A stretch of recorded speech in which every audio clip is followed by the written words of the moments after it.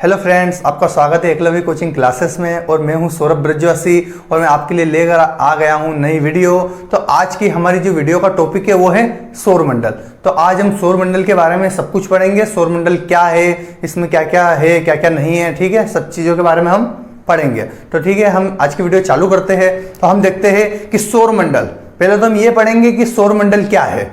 तो सौरमंडल क्या है, तो सौरमंडल जो है वो हमारे ग्रह, उपग्रह, बोने ग्रह और उल्कापिंड, क्षुद्र ग्रह और धूमकेतु और हमारा जो सूरज है, इन सभी को मिलाकर हमारा सौरमंडल बना है। ठीक है, बना है हमारा सौरमंडल। अब हम आगे बढ़ते हैं। तो सौरमंडल की खोज, तो सौरमंडल की जो खोज की थी वो की थी कोपरनिकस ने। और कब की थी, तो 1543 में। ठीक है, 1543 में सौरमंडल की खोज की थी कोपरनिकस ने। और उन्होंने क्या सिद्धांत दिया था, तो कोपरनिकस ने यह बोला था कि सूर्य जो है वो ब्रह्मांड का केंद्र है और सारे जो ग्रह है वो सूर्य के चक्कर लगाते हैं। ठीक है, यह सिद्धांत किसने दिया था, तो ये दिया था कोपरनिकस ने। ठीक है, तो अब हम आगे बढ़ते हैं। तो अब हम सबसे पहले पढ़ेंगे सूर्य के बारे में, क्योंकि जो सौरमंडल का सबसे बड़ा ऑब्जेक्ट है। ठीक है, तो हम सूर्य के बारे में पढ़ते हैं।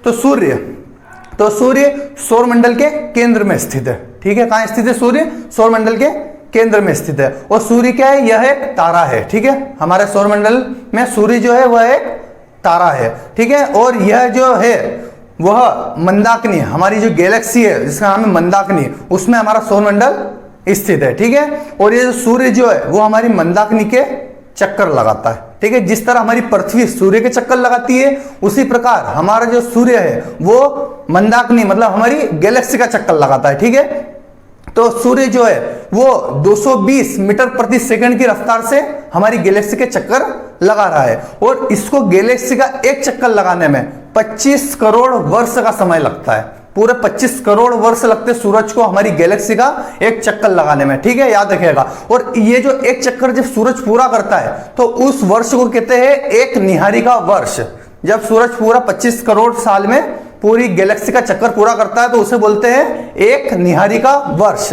ठीक है, याद रखिएगा। और हमारा जो सूर्य है वो हाइड्रोजन प्लस हीलियम से बना हुआ है, मिलकर बना है। ठीक है, और उसमें हाइड्रोजन जो है वो है 71% और हीलियम 26.5% और बाकी का बचा 2.5% वो अन्य गैसें है उसके अंदर। ठीक है, तो ध्यान रखिएगा, सूरज में 71% हाइड्रोजन है, 26.5% हीलियम है और 2.5% अन्य गैसें है।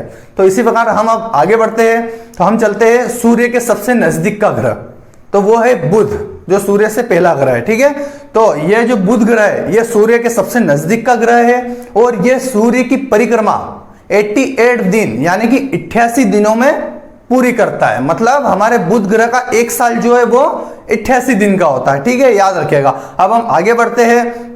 तो बुध ग्रह जो है यह बिल्कुल हमारे चंद्रमा की तरह है। ठीक है, याद रखिएगा। क्या है बुध ग्रह, बुध ग्रह जो है ये बिल्कुल हमारे पृथ्वी का जो चंद्रमा है उसकी तरह दिखाई देता है ये, और लगभग उतना है, उससे थोड़ा सा बड़ा है लेकिन उस चंद्रमा की तरह दिखाई देता है। ठीक है, तो हम आगे बढ़ते हैं। तो बुध ग्रह का एक साल मैंने बता ही दिया आपको 88 दिन के बराबर होता है। और बुध ग्रह का एक फैक्ट यह है कि बुध ग्रह का एक दिन सबसे बड़ा होता है, क्योंकि बुध ग्रह के एक दिन में 1406 घंटे होते हैं। ध्यान रखिएगा, जिस तरह हमारे पृथ्वी के एक दिन में 24 घंटे होते हैं, उसी प्रकार बुध ग्रह के एक दिन में 1406 घंटे होते हैं। यानी कि पृथ्वी के 58.6 दिन के बराबर बुध का एक दिन होता है। ठीक है, ध्यान रखिएगा। अब हम आगे बढ़ते हैं। तो अब सूर्य से हम दूसरे ग्रह की बात करेंगे। तो सूर्य से दूसरा ग्रह है शुक्र ग्रह। ठीक है, और यह सूर्य से दूसरे नंबर का ग्रह है और यह सूर्य की परिक्रमा 225 दिन में पूरी करता है। ठीक है, मतलब शुक्र का एक साल 225 दिन का होता है। ठीक है, और यह ग्रह हमारे जितने भी ग्रह है 8 ग्रह, उसमें से सबसे गर्म ग्रह यह माना जाता है। कौन सा, शुक्र, सबसे गर्म ग्रह सौरमंडल का। ठीक है, तो क्यों माना जाता है, तो शुक्र ग्रह पर CO2 मतलब कार्बन डाइऑक्साइड जो गैस है उसका बहुत बड़ा भंडार है वहां पर, मतलब वहां पे बहुत ज्यादा मात्रा में कार्बन डाइऑक्साइड है। तो इससे क्या होता है कि सूर्य से जो आने वाली किरण है वो वापस से वातावरण में नहीं जा पाती है, उस कारण वहां का वातावरण गर्म हो जाता है। तो ध्यान रखिएगा, हमारे सौर मंडल का सबसे गर्म ग्रह माना जाता है कौन सा? शुक्र ग्रह। ठीक है, हम शुक्र ग्रह की तरफ और आगे बढ़ते हैं तो हमारा जो शुक्र ग्रह है वो पूर्व से पश्चिम की ओर घूमता है अपने अक्ष पर।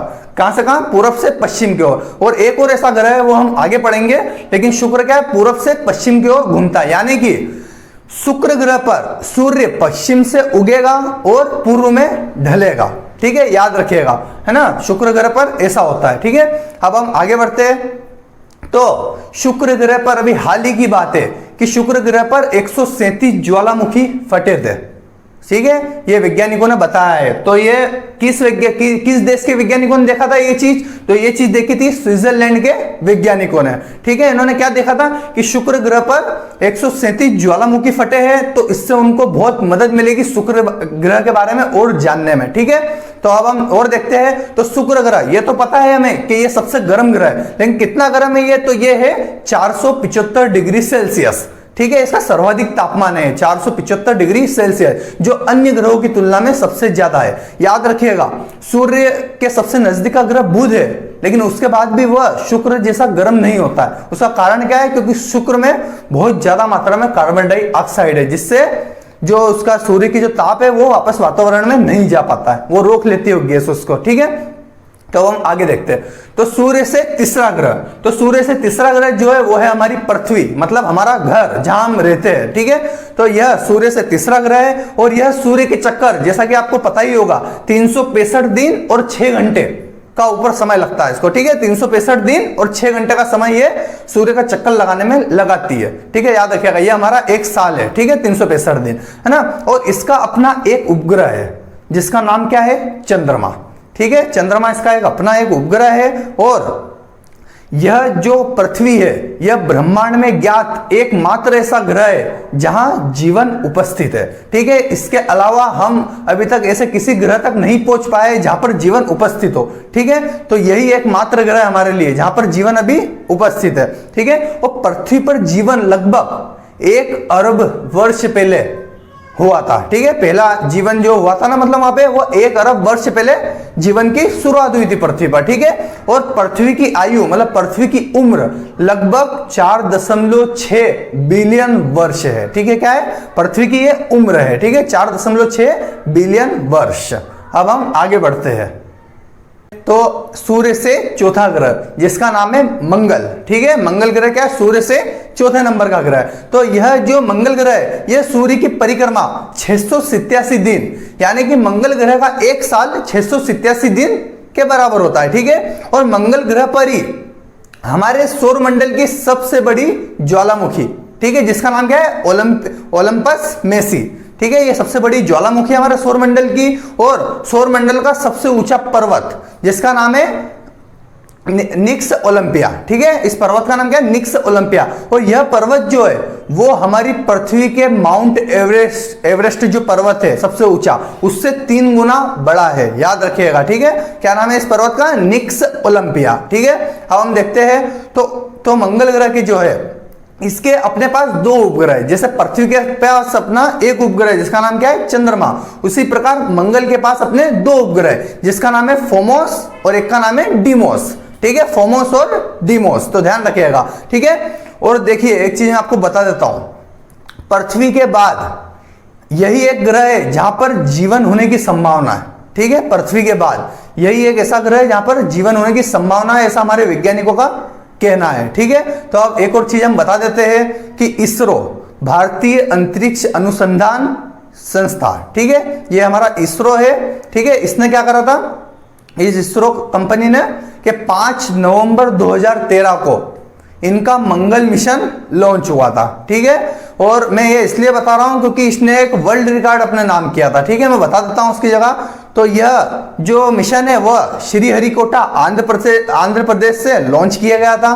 ठीक है, तो लेकिन भारत से भी पहले कई देशों ने, कई बड़े बड़े देशों ने, जैसे अमेरिका, रूस, चीन, इन लोगों ने मंगल पर अपना उपग्रह भेजा था, लेकिन ये सब देश एक बार में सफल नहीं हुए थे। मतलब एक बार भेजा तो एक बार तो ये फेल हुए ही थे, उसका दूसरी बार या तीसरी बार भेजा था इन लोगों ने तो ये सफल हुए थे। लेकिन भारत ने मंगल मिशन को एक ही बार लॉन्च करा और एक ही बार में इसका सफल परीक्षण कर दिया पूरे तरीके से, वहां मंगल की कक्षा में उस उपग्रह को स्थापित कर दिया था। ध्यान रखिएगा, भारत वर्ल्ड का एकमात्र ऐसा देश है जो मंगल ग्रह पर अपना मिशन लॉन्च किया और एक ही बार में उसे सफल करके दिखाया। ठीक है, और ये ध्यान रखिएगा कि ये जो मंगल मिशन जो हुआ था ये बहुत कम बजट में करके दिखाया था हमारे यहाँ के वैज्ञानिकों ने। ठीक है, तो अब हम आगे देखते हैं। ठीक है, तो अगला हम देखेंगे मंगल ग्रह और बृहस्पति ग्रह। इन दोनों ग्रहों के बीच में एक एस्टेरॉइड की बेल्ट है, यानी कि क्षुद्र ग्रह की बेल्ट है। ठीक है, जहां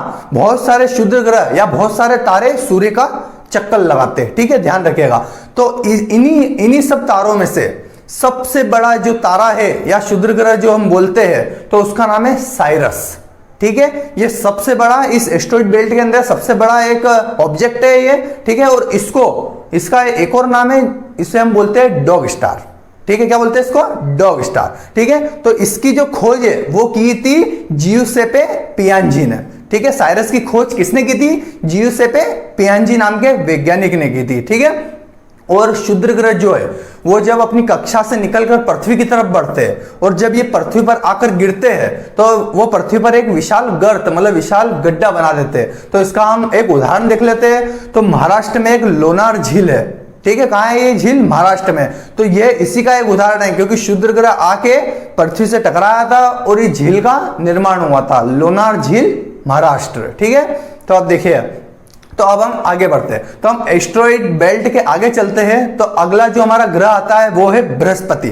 ठीक है, हमारे सौर मंडल का सबसे बड़ा ग्रह है ये। ठीक है, तो सूर्य से ये 5वें नंबर का ग्रह है। ठीक है, और यह सूर्य के चक्कर लगभग 11.9 वर्ष में लगाता है। कितने वर्ष में? 11.9 वर्ष में। अब एक और चीज का मैं फैक्ट बता देता हूं आपको कि बृहस्पति जो है, बृहस्पति का जो एक दिन होता है वो होता है मात्र 9.9 घंटे का। मतलब बृहस्पति अपनी ही धुरी पर सबसे ज्यादा तेज स्पीड में घूमता है। तो ध्यान रखिएगा आप, सबसे बड़ा दिन, सबसे छोटा दिन जो होता है वो होता है बृहस्पति का 9.9 घंटे का, और सबसे बड़ा दिन जो होता है वो होता है बुध ग्रह का 1406 घंटे का। तो याद रखिएगा, है ना, ये सबसे कम दिन वाला बृहस्पति और सबसे ज्यादा दिन वाला हमारा बुध ग्रह। ठीक है, तो बृहस्पति के बारे में हम और देख लेते हैं। तो ठीक है, तो सबसे छोटा दिन बृहस्पति पे होता है, ये तो बता ही दिया मैंने। और एक और चीज देख लेते हैं कि बृहस्पति के पास अपने 79 उपग्रह है। कितने उपग्रह? टोटल 79। ठीक है, जिसमें से एक का नाम है गैनीमेड। तो ये जो उपग्रह, इसकी खासियत ये है कि ये हमारे सौर मंडल का सबसे बड़ा उपग्रह है। ठीक है, सबसे बड़ा ये हमारा सौर मंडल का सबसे बड़ा उपग्रह है, और इसकी जो साइज है ये हमारे बुध ग्रह से भी ज्यादा है। ठीक है, एक ग्रह से भी ज्यादा एक उपग्रह की साइज है। तो आप सोच सकते हैं कितना बड़ा होगा। तो ये हमारे सौर मंडल का सबसे बड़ा उपग्रह है। ठीक है, याद रखिएगा। और इस उपग्रह का रंग जो है वो क्या है? पीला है इस उपग्रह का रंग। ठीक है, तो अब हम और आगे चलते हैं। तो अब हम चलते हैं सूर्य से छठे ग्रह के पास। तो उसका नाम है शनि ग्रह। ठीक है, तो शनि अपनी सुंदरता के लिए बहुत प्रसिद्ध है। आप जानते ही हो कि शनि के पास रिंग है आसपास 7। ठीक है, उसके कारण उसकी सुंदरता और बढ़ जाती है। तो ये सूर्य से छठा ग्रह है, और इसका जो परिक्रमण काल है, मतलब शनि का जो 1 वर्ष है वो 29.5 वर्ष के बराबर है पृथ्वी दिवस के अनुसार। ठीक है, तो 29.5 साल में शनि ग्रह सूर्य का पूरा चक्कर लगाता है। ठीक है, याद रखिएगा कितने? 29.5 साल में। और इसकी विशेषता क्या आपको बता ही दिया है कि इसमें अपना एक वलय है इसके पास। ठीक है, और टोटल वलय की संख्या क्या है? 7। शनि के बाद टोटल वलय की संख्या है 7। और शनि ग्रह का एक फैक्ट यह है कि शनि ग्रह के पास सबसे ज्यादा उपग्रह वाला ग्रह है ये। मतलब सौर मंडल में सबसे ज्यादा उपग्रह शनि ग्रह के पास है, जिनकी संख्या कितनी है?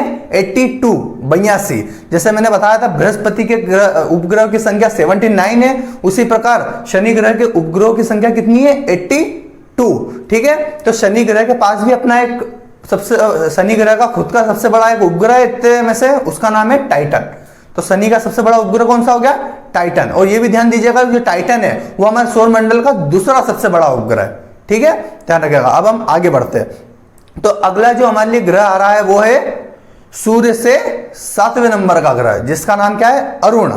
तो अरुण ग्रह जो है वो हमारे सूर्य की परिक्रमा 84 वर्ष यानी कि 84 साल में ये हमारे सूर्य की परिक्रमा पूरी करता है। ठीक है, और इसकी विशेषता क्या है, जैसे मैंने आपको बताया था कि जो हमारा शुक्र ग्रह है वो क्या अपने अक्ष पर पूर्व से पश्चिम की ओर घूमता है, मतलब वहां पे क्या होता है कि सूर्य उगता पश्चिम से और ढलता पूरब में। उसी प्रकार हमारा जो अरुण ग्रह है, सातवां ग्रह, ये भी शुक्र के प्रकार ही अपने अक्ष पर पूर्व से पश्चिम की ओर घूमता है, मतलब अरुण पर भी सूर्य पश्चिम से उगेगा और पूर्व में ढलेगा। ठीक है, तो इस अरुण ग्रह की जो खोज है वो विलियम हर्शल नाम के वैज्ञानिक थे, उन्होंने इसकी खोज की थी।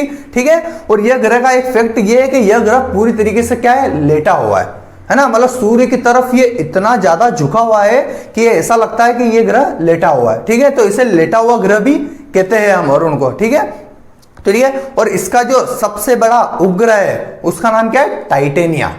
ठीक है, इसका भी अपना सबसे बड़ा उपग्रह इसके पास भी, जिसका नाम है टाइटेनिया। ठीक है, अब हम हमारे सफर को आगे बढ़ाते हैं। तो हमारे सूर्य से 8वें नंबर का ग्रह जिसका नाम है वरुण। ठीक है, 8वें नंबर ग्रह का नाम क्या है, वरुण, और ये हमारे सूर्य के चक्कर लगाने में 165 वर्ष का समय लेता है, जो कि सबसे ज्यादा है सभी में। ठीक है, क्योंकि कारण तो आपको पता ही हुआ, क्योंकि सबसे दूर यही ग्रह है तो ऑफिशियली सबसे ज्यादा समय यही लगेगा। ठीक है, तो ये 165 वर्ष में हमारे सूर्य का चक्कर लगाता है। ठीक है, और यह ग्रह हरे रंग का है। इसकी एक बहुत अच्छी खासियत है कि यह ग्रह क्या है, हरे रंग का है। इसका एक कारण है, कारण यह है कि ये जो ग्रह है ये पूरी तरीके से मीथेन के बादलों से ढका हुआ है। किसके बादल से, मीथेन गैस के बादल से। ठीक है, इसीलिए यह ग्रह जो है वो क्या है, हरा है। ठीक है, तो आज हमने सौर मंडल के बारे में पढ़ा, हमने सूर्य और बाकी सब ग्रहों के बारे में पढ़ा। ठीक है, तो आज की वीडियो हम यहीं समाप्त करते हैं। आप हमारे चैनल को सब्सक्राइब कीजिए, हमारी वीडियो को लाइक कीजिए, शेयर कीजिए। ठीक है, अब हम मिलते हैं आपसे अगली वीडियो में। धन्यवाद, जय हिंद, जय भारत।